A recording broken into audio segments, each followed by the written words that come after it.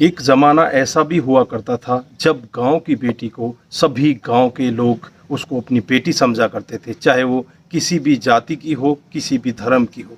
लेकिन आजकल वो ज़माना नहीं रहा है। आजकल ज़माना बहुत चेंज हो चुका है। आज की जो कहानी मैं आपको बताने जा रहा हूँ उसमें एक लड़का और एक लड़की, उन्हें उनके माँ बाप शाम को घर में छोड़कर किसी रिश्तेदारी में चले जाते हैं और जैसे ही अगली सुबह वो घर आकर देखते हैं तो उनके साथ में बहुत बड़ी दरिंदगी होती है। उनको पूरी रात भर उनके साथ में ऐसा कुछ किया जाता है जिसे सुनकर आपके भी होश उड़ जाएंगे और आपको भी लगने लगेगा कि अब ये संसार, ये जहां अब रहने की जगह नहीं रह गई है। आइए दोस्तों, जानते हैं पूरा मामला क्या था। नमस्कार, जय हिंद। आप देख रहे हैं APH न्यूज़ राहुल रावत के साथ। तो दोस्तों, आज की जो मैं कहानी आपको बताने जा रहा हूं, उत्तर प्रदेश में एक ज़िला पड़ता है मुजफ्फरनगर और इसी का एक थाना है फुगाना थाना। 23 जुलाई 2021 का ये वाक़या है। एक बहुत ही सुखी परिवार जिसमें माता पिता और उनके बेटा बेटी, यानी कि बेटा की जो उम्र होती है वो 12 साल और बेटी की उम्र होती है 15 साल। अच्छे से उनका गुजर बसर चल रहा होता है। परिवार में किसी भी प्रकार की कोई कमी नहीं होती।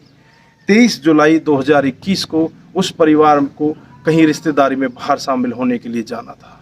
दोस्तों, वो अपने पड़ोसियों से वो कहकर जाते हैं कि हम आज शाम को किसी रिश्तेदारी में कोई फंक्शन है, उसमें जा रहे हैं और अगली सुबह जल्दी ही हम घर आ जाएंगे, तब तक हमारे बच्चों का ध्यान रखना।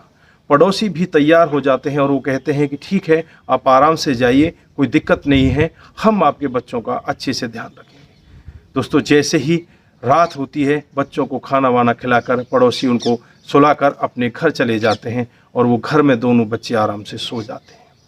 दोस्तों, आधी सी रात बीत जाती है, लगभग 11:30-12 बजे का टाइम होता है।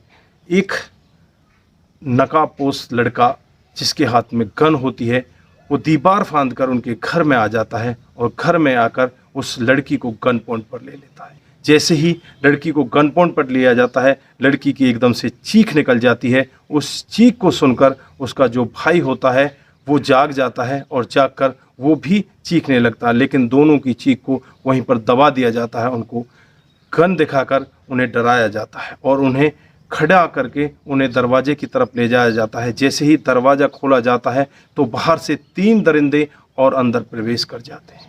दोस्तों, वो वहीं पर नहीं रुकते, उस लड़के को गन पॉइंट पर बैठा कर रखा जाता है और उसकी बहन के साथ लगातार बारी बारी से एक एक करके वो सभी दरिंदे उस लड़की के साथ में बलात्कार करते हैं। दोस्तों, ये भाई अपनी आंखों से ऐसा सब कुछ होते हुए देखता रहता है। भाई रहम की भीख मांगता है और उनसे हाथ जोड़कर माफ़ी मांगता है। उनसे कहता है कि हमें माफ़ कर दो, हमसे कोई गलती हो गई है तो हमें माफ़ कर दो, लेकिन मेरी बहन को छोड़ दो, मेरी बहन के साथ में ऐसा मत करो। उनके कानों तक मानो उस लड़के की आवाज़ जा ही नहीं रही होती और उसकी आवाज़ उन दीवारों के अंदर ही कैद होकर रह जाती है। ना ही बाहर पड़ोस में किसी और दूसरे व्यक्ति को उस बच्चे की आवाज़ सुनाई देती है।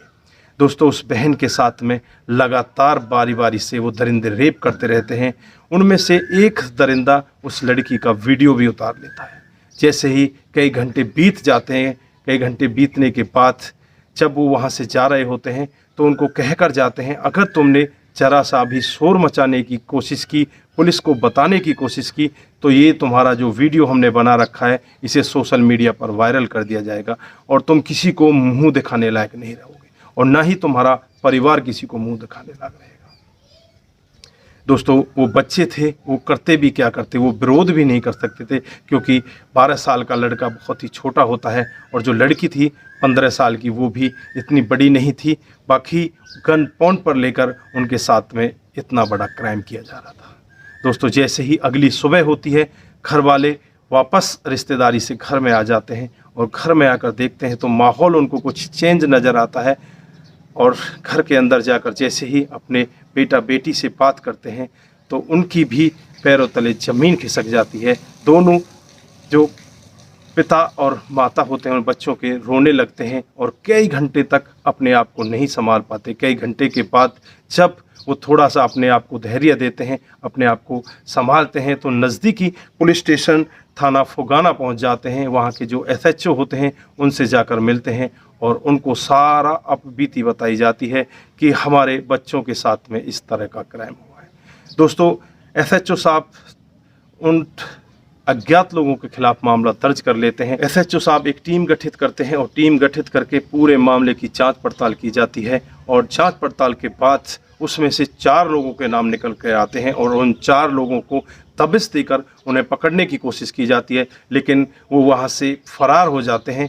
कुछ समय और बीतने के बाद उन 4 को पकड़ लिया जाता है। 4 के नाम इस प्रकार हैं: साहिब, दूसरा राहिब और तीसरा आसिफ और चौथा मारूफ। ये 4 दरिंदे उस बच्ची के साथ में पूरी रात दरिंदगी करते हैं।